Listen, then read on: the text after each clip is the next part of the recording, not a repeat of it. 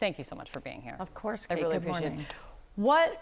This is a very big moment for the school and for higher education and its relationship with the federal government. Absolutely. What was it that it was negotiated for quite some time? What was it that got this over the finish line?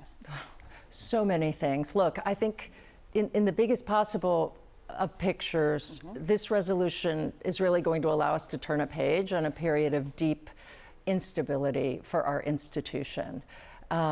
I think, as you mentioned, it took us months of a lot of conversations, deep deliberation, and almost word by word negotiation. And our view was always we were willing to talk as long as the talks were productive. It took longer in many cases than we had anticipated, but we were willing to keep moving because the stakes were so high. And I think there are a couple of really important things about this agreement from our point of view. One, it doesn't cross the red lines that we laid out. It protects our academic integrity. That was, of course, essential to us. And two, it does reset our relationship with the federal government in terms of research funding. And that's, there's many headlines about $400 million. This is really access to billions. It was a lot more than that. Billions of dollars in future funding. And it's not just money for Columbia. I mean, this is about science. It's about curing cancer, cutting edge, boundary-breaking science that actually benefits the country and humanity. So that was essential. How existential was the threat becoming? When you talk about, I saw over like $1.3 billion that the school was not losing. Yes. How existential was this threat to the university if it continued? There are lots of ways to measure it. So $1.3 billion a year, billions in future funding. But we are a massive research institution, one of the best in the world. It's hard. We'd have to sit here for hours for me to tell you everything we do in terms of that boundary-breaking research. And that's research really that powers the technology in this country, innovation, right? And of course, all the biomedical research that so many people benefit from. So I think the stakes were high for us in terms of what we do. And by the way, for our students also, we're an incredible training ground for the future of science. But I think it's fair to say they're existential broadly for science in this country as well. We have to get that funding back on track. Was the president himself personally involved in the negotiations at any point? I don't have, he was certainly not personally involved in any negotiations that I was part of, and I don't really have a sense as to how involved he was, but I do think he was keeping track of what was going on.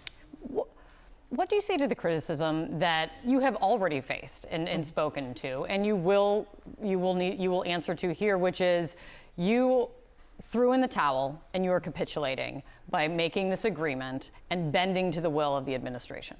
Yes, part of my role is to accept a lot of criticism, and that is what I have been ready for and have faced in recent months. I understand that, but I actually think the narrative that paints this as a kind of binary situation, courage versus capitulation, is just wrong. It's too simplistic. This was a really, really complex problem.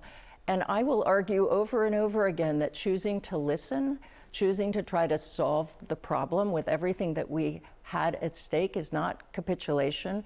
It was extraordinarily difficult. It took an immense amount of effort from our board, from me, from our academic leadership team, from people who are working to keep the institution afloat. Because you've got other examples, right? You have Harvard taking the administration to court. Yep. What was it that you saw and those around you that you didn't want to take that route?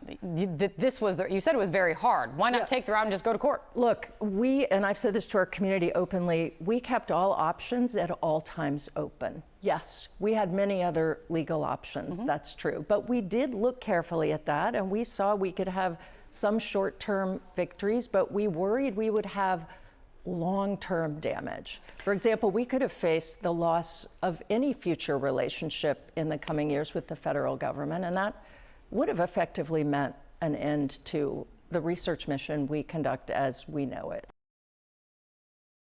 This is important for the university, but it is also a first. And the question is it a last? Like, are you worried with this of a precedent that this sets, that this proves that the Trump administration's strategy of weaponizing research funding works, and that this will lead them to do this more often, not less? I can tell you, first of all, I am confident in the agreement we struck. We worked, again, on every word. So I am confident it does not cross our lines that were essential to us. Of course, I'm aware of the atmosphere in which we, are and were talking to the federal government and what other institutions are facing. It's a very complex moment for higher education. I respect every decision that every other institution is making and will make. I've had incredibly helpful, deep, thoughtful conversations with the leaders of other institutions. And I really think we are all facing many of the same issues. And I understand there may be different choices made, but this was the responsible path for Columbia. And I think it's a path that, again, is going to allow us to move on with the work we do so well. And that is, and you said this was one of your red lines, but when it comes to independence and free expression and academic independence and free expression of your students, like, if people see this settlement and question if they can trust the school's academic independence now, question if students or anyone on campus that free expression will be allowed and not punished. What do you say to them? I mean, this is a core question. Absolutely. Look, free expression is a bedrock principle for us at Columbia, and I would say at Columbia especially. We have a real history of celebrating free expression, and we always will, but not when it crosses the line into discrimination, harassment, calls for violence, or when it disrupts our ability to just conduct our work as an academic institution. So that is the challenge we've faced in recent years. And I think our systems are working better now. I think I would encourage everybody to read the agreement. It does not impinge upon that.